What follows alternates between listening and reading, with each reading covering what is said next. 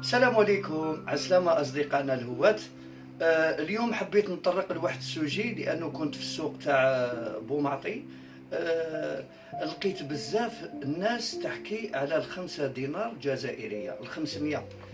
يا أخي ديك النهار حكينا على السوجي هذا، قلت لكم بعد ال100 فرق وبعد الفرق الصفراء راح تجي الحكاية تاع ال5 دينار هكذا.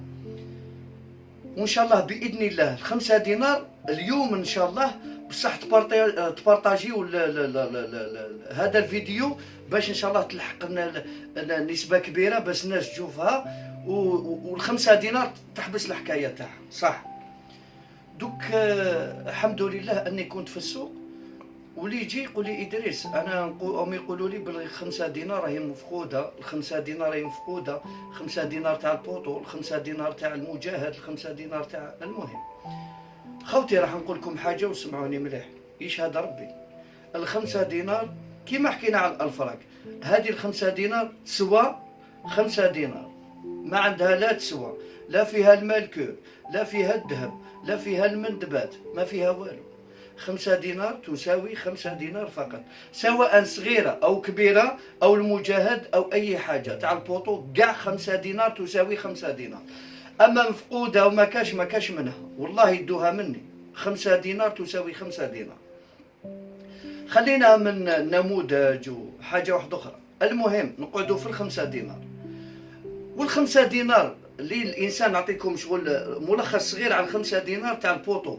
5 دينار قلت لكم كاين نوعين، نوع فيه الفضة هي تسوى 5 دينار فيها 12 جرام، أما اللي ماشي فضة فيها 12 جرام فاصل 8 فاصل 8 فاصل 7. المهم هذه هي خوتي وجاه ربي.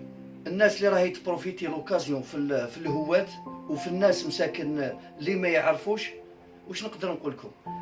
نحسب عليكم ربي وقليل. المفيد نحكوا واحد السوجي صغير وتعلموه مليح وتدوا تدوا مغزى في الهوايه، باش تدوا فكره في مجال الهوايه. عباكم احنا في بلادنا كاينه واحد الحاجه، حنا كي يكون واحد كيما نقولوا نيه في بلادنا نقولوا جايح ونبروفيتيو لوكازيون فيه ندولو دراهمو باي طريقه ما يهمناش، لانه حنا واحد نيه نسرقوا له دراهمو نورمال، شغل ويشوف فيها شغل عادي، لانه مسكين هذا الانسان نيه ولا ساذج، لاخاط ساذج في بلادنا ولا جايح. المهم نحكي لكم واحد القصه ودوها مليح بصح في راسكم. كاين واحد هو مخبي كيما نقولوا سمعوا، عنده فوناك مخبيه، هذاك الفوناك مخبيه. جا واحد الانسان يعرفوه باللي نيه، دخلوه الريستورون وجابوا 2 عباد قدامه وبداو يحكوا له على الفوناك.